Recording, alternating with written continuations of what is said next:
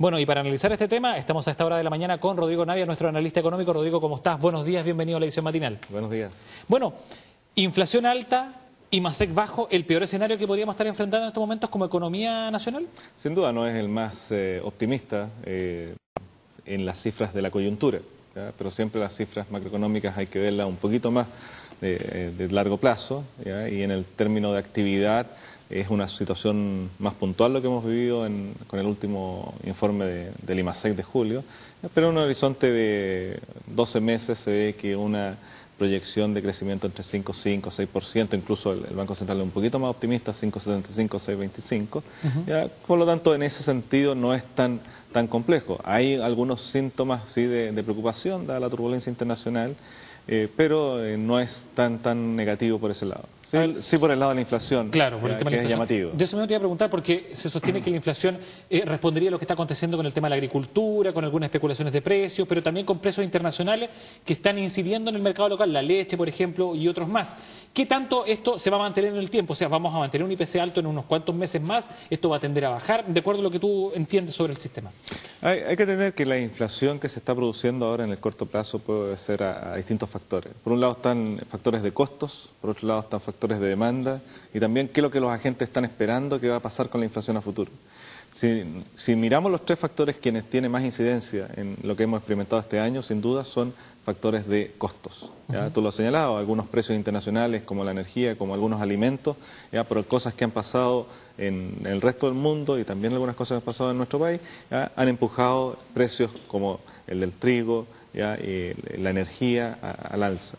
¿Ya? Y alguna cosa puntual que nos pasó en los últimos meses, tuvimos el invierno más crudo de los últimos 40 o 50 años y eso tuvo incidencia específica en el sector agrícola y eso ha elevado los precios de muchas verduras y frutas y eso también ha empujado por un problema de costos.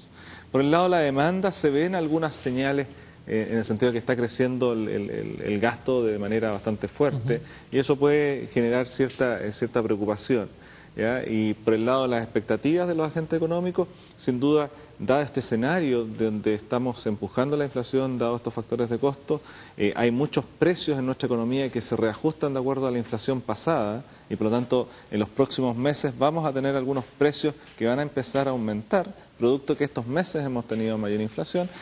Pero en un horizonte de 12 meses, de 18 meses, se ve una tendencia y las expectativas de los agentes económicos, por lo menos hoy día, de que vamos a volver a una inflación en torno al 3%. ¿Y eso pasaría en unos 3, 4 meses más o menos, de acuerdo a lo que se podría estimar, que ya esto en noviembre, diciembre debería comenzar a estabilizarse en términos de lo que es precio y lo que es inflación al público? O sea, si consideramos un periodo anualizado de 12 meses, todavía vamos a estar incluso los primeros meses del próximo año en un promedio de 12 meses con inflaciones por sobre quizás el 4%.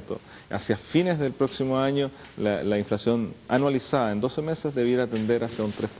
Hay un tema también que es importante que tú lo mencionabas, que es el tema de las energías. En la parte eléctrica se vienen importantes alzas. Esa podríamos decir que podría incluso inyectar nuevos valores a lo que es el IPC. Pero también hay otro tema que también es muy importante de destacar en la evaluación de lo que es el IPC, que es, podríamos decir, lo que está pasando con otros mercados que derivan del IPC. El tema del mercado inmobiliario, la parte hipotecaria, que obviamente se va a ver con costos incrementados. ¿Esto podría ser también una especie de bola de nieve que podría incidir en un frenazo en esa área, por ejemplo? Sin duda, acá puede venir por dos lados. El aumento de la variación de los precios, el aumento del IPC mayor a lo que estamos esperados, a lo que estamos acostumbrados en los últimos años. En los últimos 4 o 5 años que tenemos este asunto de inflación en torno al 3%. Va a significar un mayor costo desde el punto de vista de los créditos hipotecarios y sin duda quienes están endeudados en UEF van a tener que hacer un desembolso mayor. También, y está claro en lo que señaló Corvo en su informe, que se espera que aumenten las tasas del Banco Central y eso se va a transmitir en parte a las tasas más bien de corto plazo. Las tasas de largo plazo, que son muchas veces los créditos hipotecarios, no necesariamente van a reaccionar ya uno a uno en cuanto al aumento de las tasas de corto plazo, ya, pero sin duda por el lado del aumento de las tasas de interés del banco que se transmiten a los consumidores y a los endeudados al final, eso va a hacer que se restrinja un poco el consumo y eso ayude a aplacar un poco las presiones inflacionarias. Eso podría significar, entre comillas, que disminuyan los volúmenes de créditos de consumo y que las tarjetas de crédito no se sobrecalienten, entre comillas? ¿Serían recomendaciones para el consumidor? O sea, nosotros tenemos que reaccionar a lo que está pasando con los precios. Así como están subiendo los precios de algunos productos, nosotros tenemos que ajustar nuestro consumo, ¿ya? Y tenemos que ver alguna otra forma de poder satisfacer nuestras necesidades. Cuando estamos hablando de usar la alternativa de crédito y vemos que las tasas de interés son más altas, tenemos que postergar quizás algunas compras a crédito y ver cómo vamos juntando un poco el dinero y cuando tengamos todo el dinero poder ir, pagar el contado e incluso tratar de negociar ahí la posibilidad de un descuento adicional, ¿ya? O sea, nosotros tenemos que asumir ese mayor costo porque son las condiciones que están reinando hoy día en el mercado. A propósito de las cifras, también se habló del IMASEC, que está muy bajo. Para septiembre, entre comillas, producto de todos estos feriados de fiestas patrias, también se esperan cifras bastante bajas. ¿Podría llegar a reactivarse este índice en lo que queda del año o va a ser una tendencia? Porque el ministro de Hacienda estaba bastante contento de lo que acontecía hasta hace 2 meses atrás con el IMASEC, pero en los últimos 2 meses el tema ha ido a la baja. ¿Podría sostenerse esta situación en el tiempo? Sin duda, estamos hablando de julio, el IMASEC de 4%, claro. Quizás agosto también va a estar no muy atractivo.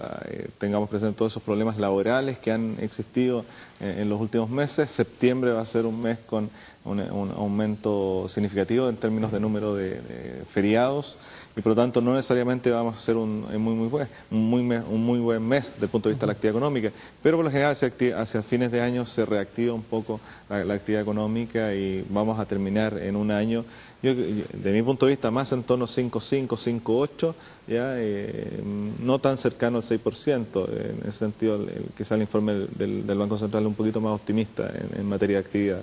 En materia de lo que es el análisis y la discusión económica, hay muchos que salen con la lanza a pedir la cabeza del ministro de Hacienda o del presidente del Banco Central.